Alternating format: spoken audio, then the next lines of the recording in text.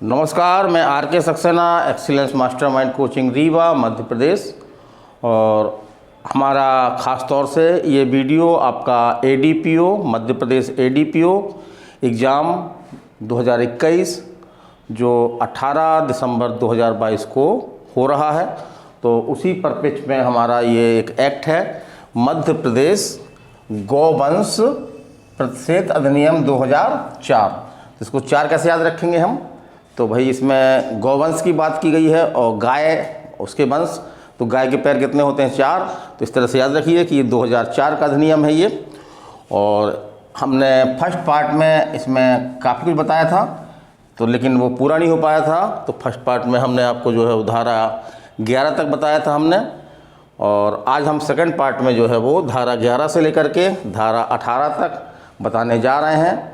और इसमें ख़ास तौर से हमने उन सभी क्षेत्रों को छुआ है जहां से आपके क्वेश्चन बनते हैं। मैं उसको बार बार रिपीट करूंगा, तो उसको आप ध्यान से नोट कर लें। हाँ, थोड़ी एक दिक्कत जाएगी कि इस बोर्ड में जो है वो आपको उतना साफ नहीं दिख रहा है, लेकिन मैं हर चीज़ रिपीट करूंगा। तो यदि आप इसको देखते हुए और हमारी बातें ध्यान से सुने तो ये एक्ट आपका जो है वो बड़ी आसानी से तैयार हो जाएगा। चलिए हम चलते हैं। तो ऐसा बताया हमने कि ADPO एग्ज़ाम जो 18 दिसंबर 2022 को हो रहा है, उसी के लिए एक महत्वपूर्ण एक्ट है ये। तो इससे 2 से 3 क्वेश्चन आपके आ सकते हैं।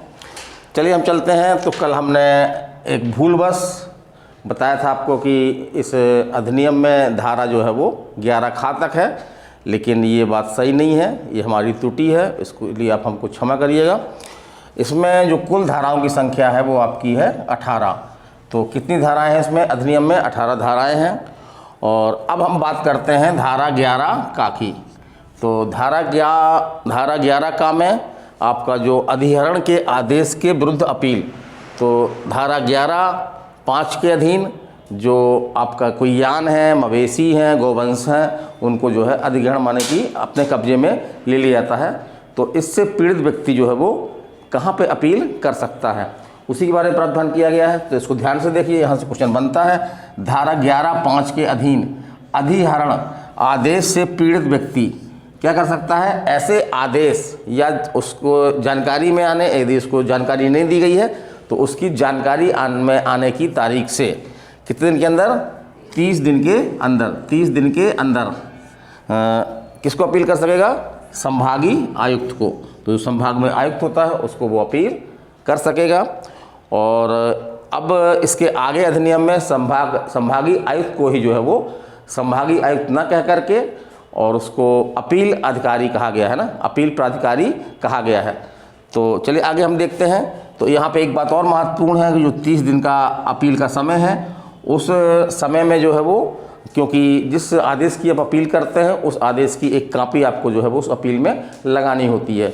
तो ऐसी आदेश की कॉपी प्राप्त करने में जो समय लगता है, उस समय को 30 दिन में जो है वो क्या कर दिया जाएगा? अपवर्जित कर दिया जाएगा। 30 दिन में अपवर्जित कर दिया जाएगा। मान जैसे कि मान लीजिए कि 30 दिन के अंदर ये करना है, 2 दिन हमको टाइम लग गया उसकी नकल लेने में, आदेश की नकल लेने में हमको कितना टाइम लग गया? 2 दिन टाइम लग गया। तो हम 32 दिन तक जो है वो के अंदर अपील कर सकेंगे। चलिए अगला देखते हैं हम। हाँ, यहाँ पे एक चीज़ और लिखी हुई है, यहाँ से क्वेश्चन बन सकता है। तो यदि कोई अपील प्राधिकारी यानी संभागीय आयुक्त के पास कोई इस तरह की अपील आई हुई है, तो वो इसकी लिखित सूचना किसको देगा? जिला कलेक्टर को देगा। तो यहाँ से क्वेश्चन बनता है कि यदि अपील प्राधिकारी के पास कोई इस तरह की अपील आई है तो इसकी जानकारी जो है वो लिखित में किसको देगा? जिला कलेक्टर को देगा। तो यहाँ से क्वेश्चन बन सकता है आपका। फिर चलिए आगे हम चलते हैं। धारा 11 खा, तो अपील प्राधिकारी के आदेश के विरुद्ध है ना। अब अपील प्राधिकारी ने कोई आदेश दिया, वो चाहे उसको खारिज कर सकता है, स्वीकार कर सकता है। तो यदि अपील अधिकारी आदेश ने क्या किया? उसको खारिज कर दिया, है ना। तो जो पीड़ित व्यक्ति है उसके पास क्या विकल्प हैं? तो वही बताया गया हमारी धारा 11 खा में। तो उसके पास क्या विकल्प हैं? अपील प्राधिकारी के आदेश के विरुद्ध कहाँ पे? सेशन न्यायालय में, है ना। कहाँ पे करेगा? सेशन न्यायालय में। तो ये पूछ सकता है कहाँ अपील होगी? अपील प्राधिकारी के आदेश की अपील जो है वो कहाँ पे होगी? तो अपील नहीं होगी, है ना, है ना। यहाँ पे क्या होगा? सेशन न्यायालय में क्या होगा? पुनरीक्षण होगा, है ना। तो यहाँ पे याद रखिएगा कि इसकी अपील नहीं होगी बल्कि केवल उसका पुनरीक्षण होगा। और कहाँ पर होगा आपका? कहाँ पे होगा? सेशन न्यायालय में होगा। फिर आगे हम चलते हैं। आदेश से 30 दिन के अंदर या आदेश की प्रति प्राप्त करने में लगा समय अब मतलब कि इस तरह के परीक्षण के लिए भी जो टाइम दिया गया है वो कितना दिया गया है, 30 दिन के अंदर। और इसमें भी वही बात कही गई है कि जो आदेश की कॉपी लेने में जो समय लगता है उस समय को जो है वो इसमें अपवर्जित कर दिया जाएगा। 30 दिन में वो समय जो है वो अपवर्जित कर दिया जाएगा। फिर चलिए अगली हम धारा लेते हैं, धारा 12। तो धारा 12 में जो है वो पुनर्वास से संबंधी प्रावधान है। तो इस धारा में क्वेश्चन बन सकता है आपका कि राज्य सरकार कौन करेगा, राज्य सरकार। पुनर्वास कौन करेगा, राज्य सरकार। तो राज्य सरकार इस अधिनियम से प्रत्यक्षतः प्रभावित व्यक्तियों के आर्थिक पुनर्वास के लिए जो है वो नियम बना सकेगी। तो पुनर्वास काम करने काम किसका है, पुनर्वास के लिए नियम बनाने शक्ति किसको है, तो किसको है, आपको राज्य सरकार को है। और पुनर्वास संबंधी प्रावधान किस धारा में है, धारा 12 में है। चलिए हम अगली धारा लेते हैं, धारा 12 का अभिग्रहित गौवंश का पोषण।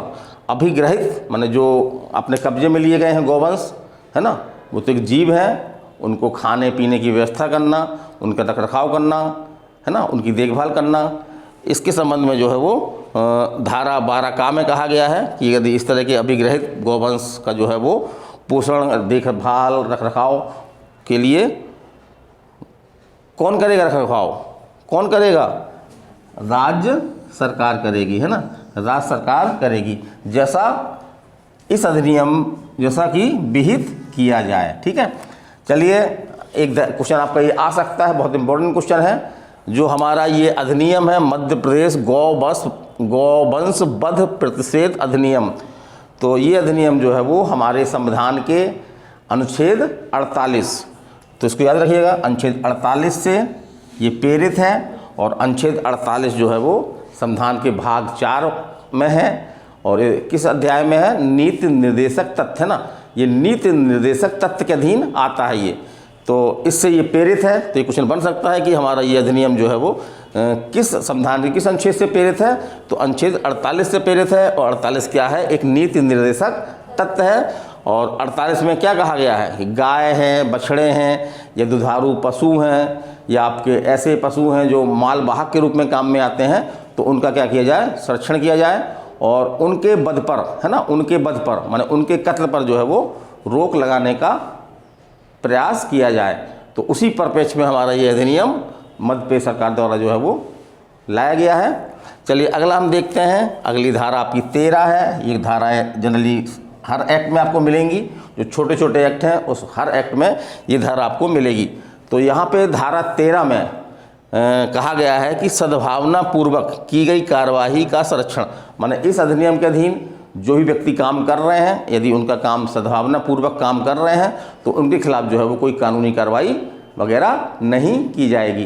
तो खास तौर से ये अनुच्छेद पूछा जाता है आपके एग्जाम में कि सद्भावना पूर्वक की गई कार्रवाई को संरक्षण किस धारा में दिया गया है, तो किस धारा में दिया गया है, धारा 13 में दिया गया है। चलिए अगली धारा लेते हैं हम, धारा 13 का की बात करते हैं। तो ये है सबूत का भार अभियुक्त पर होगा। तो यहाँ पर थोड़ा सा नियम उल्टा है। जनरली क्या होता है, अभियुक्त के विरुद्ध जो है वो अभियोजन पक्ष ये साबित करता है कि अभियुक्त ने अपराध किया, लेकिन यहाँ पे भार जो है वो अभियुक्त पर है। माने यदि कोई इस अधिनियम के अधीन अभियुक्त है तो उसको ये साबित करना होगा कि उसने ये अपराध नहीं किया है। तो पूछ सकता है कि इस अधिनियम के अधीन सबूत का भार किस पर होगा, तो किस पर होगा, आपका अभियुक्त पर होगा। वो साबित करेगा कि हमने ऐसा अपराध नहीं किया है। फिर अगला देखते हैं, अगली धारा आपकी 14 है। तो अधिनियम के अधीन शक्तियों का प्रयोग करने वाले अधिकारी क्या कहलाएंगे, लोक सेवक कहलाएंगे। क्या कहलाएंगे, लोक सेवक माने पब्लिक सर्वेंट, है ना, पब्लिक सर्वेंट कहलाएंगे। तो इससे क्वेश्चन बन सकता है कि इस धारा 14 के अनुसार इस अधिनियम के अधीन शक्तियों का प्रयोग करने वाले जो भी अधिकारी हैं वो क्या कहलाएंगे, तो आंसर होगा आपका लोक सेवक कहलाएंगे।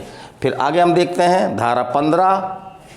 धारा 15 में आपकी अधिनियम का अध्यारोही प्रभाव होना।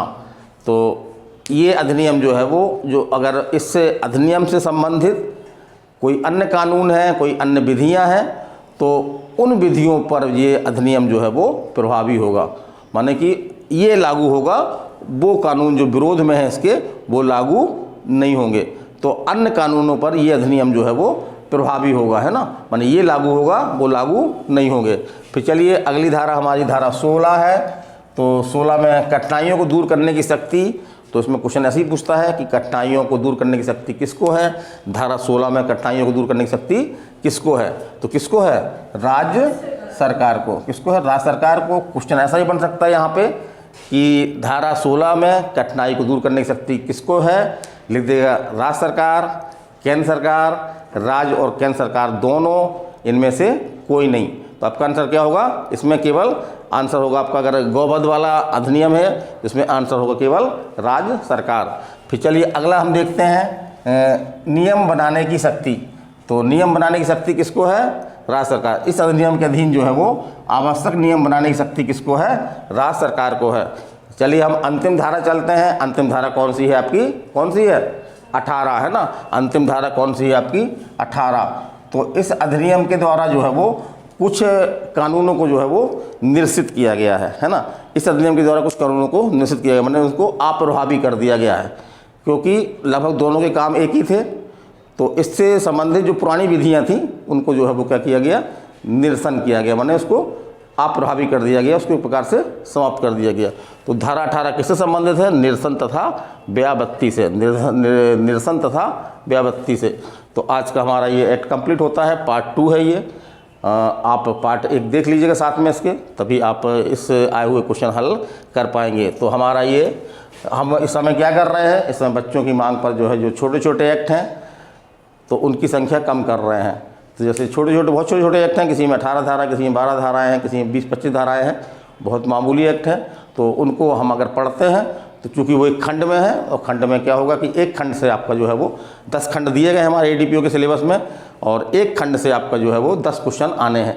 तो ये उम्मीद है कि इनसे 2 से 3 क्वेश्चन आएंगे, और यहाँ पे ये बहुत सरल हैं। इनको यदि हम पढ़ लेते हैं 1-2 बार समझ करके, तो इनमें हम अच्छा स्कोर कर सकते हैं और सफलता प्राप्त कर सकते हैं। तो चलिए कल हमारा एक नए एक्ट के साथ हम आपके पास आएंगे और आपके ज्ञान में वृद्धि करने का थोड़ा सा प्रयास करेंगे। तो चलिए अगले वीडियो तक नमस्कार, धन्यवाद।